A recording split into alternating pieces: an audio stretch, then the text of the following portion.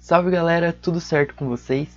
Cleison aqui de novo e como vocês podem ver, voltei para o meu cenário e eu vou dar continuidade nos vídeos e hoje eu vou estar fazendo a parte 2 da saga Filmes de Terror Além do Medo, que é uma saga especial aqui para o canal, que eu estou falando mais sobre esse gênero do terror e eu vou falar hoje, começar falando um pouco mais sobre a história dos filmes de terror lá atrás. Então, se você ainda não é inscrito no canal, não perde tempo, se inscreve aqui.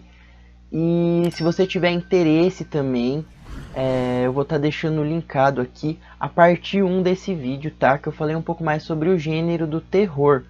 Então, nesse vídeo eu vou falar um pouquinho mais sobre quando começaram a ser feitas as produções do gênero do terror lá no passado. E a gente vai dando continuidade até chegar nos dias atuais, beleza? Então eu vou estar deixando minhas outras redes sociais também aqui no vídeo, vai ter lá na descrição se você tiver interesse, não deixa de conferir minhas outras redes sociais, beleza? Então, vamos para o vídeo, roda a vinheta.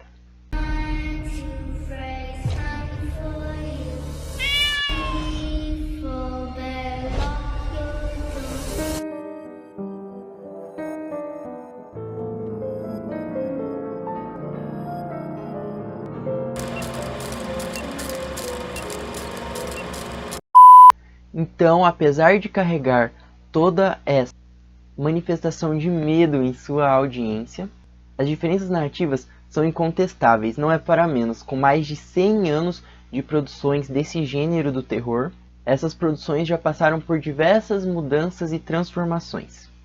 A trajetória dos filmes de terror começaram em 1896, um ano após que é considerado o início das produções cinematográficas.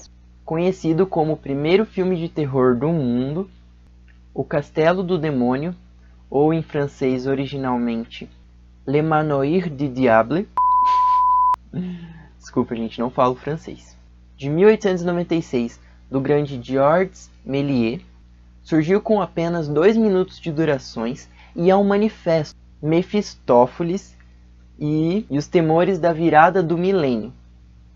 Que, para quem não sabe, como esse filme é de 1800, ia virar, o caso, o milênio para 1900 consequentemente.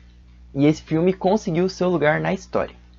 Então agora eu vou falar um pouquinho sobre quem foi o Georges Méliès, para quem vocês não sabem, abrindo um parênteses aqui, tá? Ele era um mágico que começou a fazer filmes com o intuito de filmar os seus espetáculos. Ele foi o primeiro a perceber que se você filmasse alguma coisa, parasse, fizesse uma alteração no cenário e depois voltasse a filmar, teria uma mudança durante essa gravação. Ou seja, como se fosse um truque de mágica, literalmente. E não é à toa que os filmes do Georges Méliès eram geralmente como se fossem espetáculos de mágica. Então, até inclusive esse filme é bem parecido com isso, tem algumas cenas referentes a espetáculos. Esse é considerado, então, o primeiro filme de terror. Porém, ele é bem simples, afinal, estamos falando de 1896. Porém, ele já traz em sua obra algumas alusões a monstros que são comuns nesse gênero. Então, só para falar para vocês aqui mais uma coisa, se vocês não sabem, antes desse filme de terror, não fazia muito tempo que o cinema estava começando a dar seus primeiros passos lá com os irmãos Lumière. Então, para vocês verem como esse gênero é bem antigo, não é mesmo? Mas agora, vamos para o próximo tópico. Agora eu vou estar falando com vocês sobre como as guerras afetaram esse subgênero. Porque, depois que teve essa primeira produção dos filmes de terror, se passaram alguns anos e o mundo ficou abalado com o acontecimento da Primeira Guerra Mundial. A partir de 1919, o mundo começou a passar por diversas crises e guerras, incluindo a Alemanha, que passava por um forte período de depressão econômica. E nesse contexto surgiu o expressionismo alemão. Então, nos filmes de terror pertencentes a esse movimento, o que não faltam são cenários distorcidos, maquiagens bem marcantes e uma filmagem que aprofundam essas deformações. Nesse contexto, vimos que depois da despertou essas novas tendências nas artes em geral, porque os movimentos artísticos anteriores à guerra eram geralmente obras do romantismo, que visavam mostrar a beleza do mundo. E depois da guerra, os seres humanos viram as atrocidades que nós seríamos capazes de fazer, e foi nesse contexto que surgiu o expressionismo, que visava desfigurar essa ideia do belo e mostrar o lado obscuro da humanidade. E foi nesse contexto que começou a aflorar os filmes de terror, porque era onde despertava o medo e o pavor no telespectador, pois traziam o lado ruim e não só o lado belo e bonito nas produções.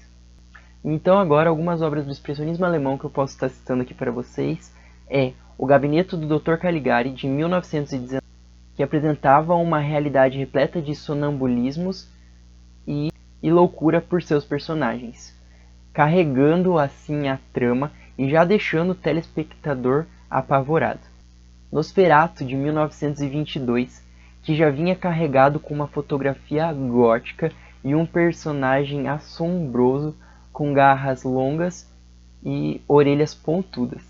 E alguns outros títulos que também eu posso estar citando aqui para vocês: A Morte Cansada, de 1921, e O Estudante de Praga, de 1926.